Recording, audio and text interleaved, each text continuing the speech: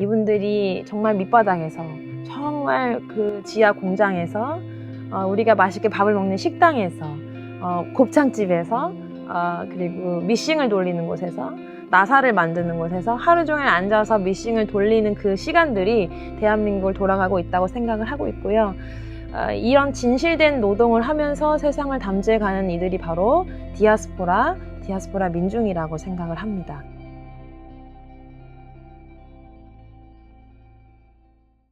저도 이 질문 보고서 굉장히 고민을 했는데, 실질적인 이야기를 좀 하고 싶었으나 본질적인 이야기를 안 할 수가 없더라고요. 이 어렵고 방대한 이야기일 수 있겠지만, 저는 세계가 처한 신냉전주의와 미중일 패권과 제국주의가 그 본질적인 원인이라 생각하면서, 민주주의와 인권이 여전히 실현되지 않은 사회들, 필리핀과 미얀마 같은 곳들, 또 대만과 홍콩과 같이 중국과의 관계에서 굉장히 어려운 자기의 정체성을 고민하고 있는 상황들을 봤을 때는, 이 안에서, 이러한 큰 체제 안에서, 불이한 억압적인 체제 안에서 디아스포라 사건이 연속적으로 발생하고 있다고 생각을 하고, 가장 많은 디아스포라 사건이 발생하는 아시아를 중심으로 생각을 해본다면, 아시아 민주주의의 위기 안에서 디아스포라를 이해할 수 있을 것 같습니다. 오랜 식민 잔재와 또 그 역사적인 트라우마, 우리나라도 자유롭지 않죠. 그리고 국가 안보를 내세운 독재 이데올로기 안에서는 빈곤과 불평등 문제가 인권 문제와 직결될 수밖에 없고, 이 문제를 극복하지 못하고 지나온 여러 가지 다각적인 어떤 층위 안에서 이 디아스포라가 연속적으로 발생하고 있는 원인이 있다고 저는 보고 있습니다.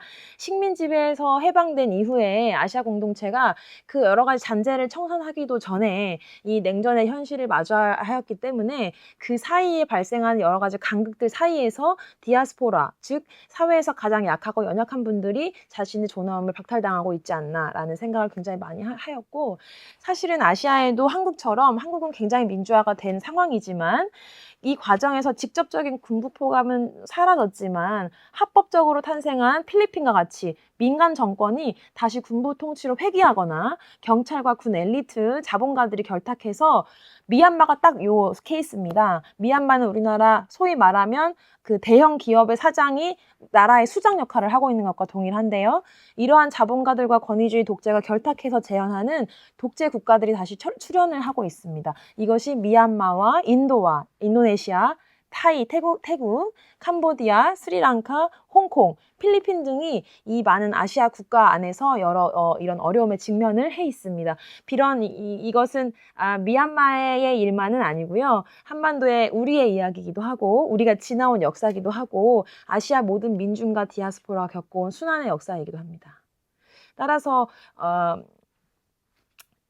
글쎄요, 결국 아시아 안에서 디아스포라를 우리 발을 딛고 있는 땅 위에서 생각을 해본다면, 이러한 세계 질서 속에서 운영되는 가난한 사람을 더 가난하게 만들고, 길을 잃은 사람을 더 자기의 본토에서 떠밀어내는 이런 사회적 구조가 저는 그 본질이라 생각을 하고, 이러한 어두운, 어찌 보면 우리가 굉장히 까마득하게 어떻게 해결해 나가야 될지 모르는 큰 체제 안에서 어떻게 해야 할까라는 늘 고민과 탄식을 하면서 살고 있는데, 그럴수록 우리가 더 연대하고 오늘 하루를 우리가 이 연대의 일을 하고 있다는 자각을 하면서 살아가는 것이 결국에는 일상의 민주를 이루는 일이고, 또 디아스포라들과 연대하는 일이라고 생각하고 있습니다.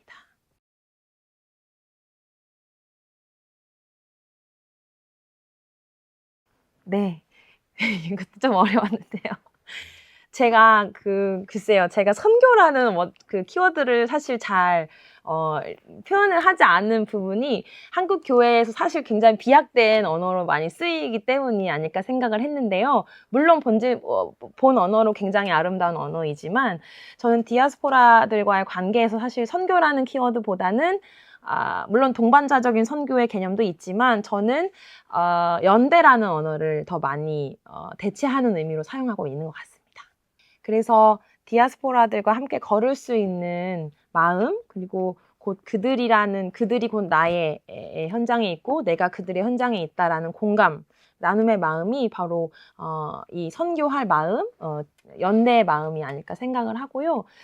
저는 특히 이 디아스포라, 특히 우리가 살고 있는 아시아 땅 안에서 그런 민주화, 평화와 정의를 이루는 여정에는 어떤 것을 주는 사람도 또 그것을 받는 사람도 시혜적이지 않다고 생각을 하고요. 그저 우리가 같은 인간이고 하나님의 자녀로서 존엄함을 나누고 서로 인정하는 그런 연대의 관계가 아닐까. 그리고 저는 이러한 방식으로 디아스포라와 함께 걷고 있다고 생각합니다. 그리스도인들로서 이것을 우리는 그리스도의 사랑과 우정과 연대를 나눈다라고 고백할 수 있겠습니다. 고난의 현장 한가운데서 그리고 갈라지고 상처난 이 아시아 여러 가지 아픔이 있는 땅에서 탄식하는 이웃들의 얼굴이 곧 나의 얼굴이고 그들과 내가 무관하지 않다. 우리는 같은 역사 안에서 같은 길을 가고 있다라고 인식하는 것이 굉장히 큰 연대의 의미이고 제가 계속해서 활동을 할 수 있는 힘이라고 생각을 하고요. 이 아시아 민주화 그리고 디아스포라들이 처한 이 과정 안에서 어떤 방식으로 연대를 하고 무엇이 핵심 키워드가 되느냐 했을 때 저는 민주화가 저한테는 굉장히 큰 핵심 키워드입니다. 그래서 이 민주화를 이루어가는 길이 디아스포라 난민들, 무국적자들, 이주민들의 자유와 해방을 위해서 일하는 것이라 저는 생각을 하고요. 그것이 바로 그리스도인이기도 하고 또 여성 목회자로서 부름받은 사명에 응답하는 길이라고 생각하고 있습니다.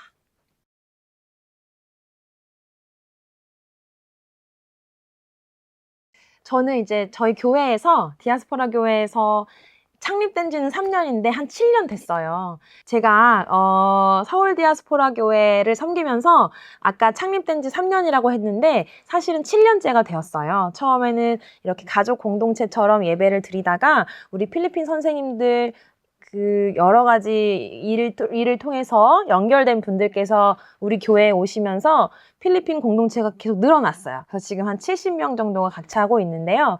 이주 노동자들과 가깝게 지내면서 저는 이분들이 있기에 오늘 대한민국이 일상이 지속되고 있다고 믿고 있습니다. 이분들이 정말 밑바닥에서 정말 그 지하 공장에서 우리가 맛있게 밥을 먹는 식당에서 곱창집에서 그리고 미싱을 돌리는 곳에서 나사를 만드는 곳에서 하루 종일 앉아서 미싱을 돌리는 그 시간들이 대한민국을 돌아가고 있다고 생각을 하고 있고요. 이런 진실된 노동을 하면서 세상을 담재가는 이들이 바로 디아스포라 민중이라고 생각을 합니다. 이분들이 세계 역사와 물론 오늘 미아리 지하 공장 어딘가에서 노동을 하고 있지만 이분들이 바로 저는 역사의 중심이라고 믿고 있습니다. 이것이 바로 질문을 주신 것처럼 선교할 마음, 연대할 마음이 제 표현으로는 이 디아스포라들, 이 이주 노동자들, 이 난민들과 함께 살아감의 의미가 아닐까 생각하고 있습니다. 이제 마무리를 하면서 이 전체적인 질문과 여러 가지 시간이 너무 아름답게 느껴졌고요. 이러한 문장으로 정리를 하고 싶었습니다.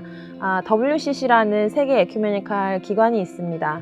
세계교회협의회의 WCC라고 불리는데요. 1948년에 2차 세계대전 이후에 창립이 되면서 전쟁 이후에 폐허가 된 세상에 우리가 화해와 치유를 선포하자, 분열된 교회 일치를 위해서 우리가 그리스도인들로서 무엇을 할 수 있을까 하는 의미에서 세계교회협의회가 창립되었고 그때 창립총회 폐막 메시지가 있습니다.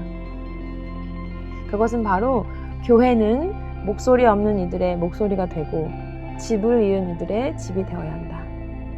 이것이 WCC의 창립총회의 폐막 메시지인데요. 이것이 세계 에큐메니칼 운동의 정신이고 본질입니다. 그리고 당시에 전쟁 이후에 발생했던 수많은 난민들에 대한 연대가 바로 지금 에큐메니칼 운동의 근간이 되었고요.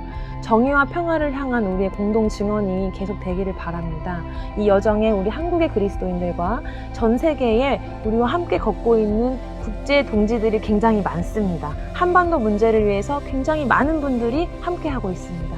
이런 공동체성이 계속할 수 있도록, 계속될 수 있도록 저도 제 본분에 최선을 다하고 또 우리 향림교회와 기장과 NCC와 또 한국에 있는 여러 교단들과 더불어서 국제 에큐메니칼 운동 활동가로서 본분에 최선을 다하겠습니다. 우리 초대해주신 분들께 연대와 평화의 인사를 드립니다. 감사합니다. 네.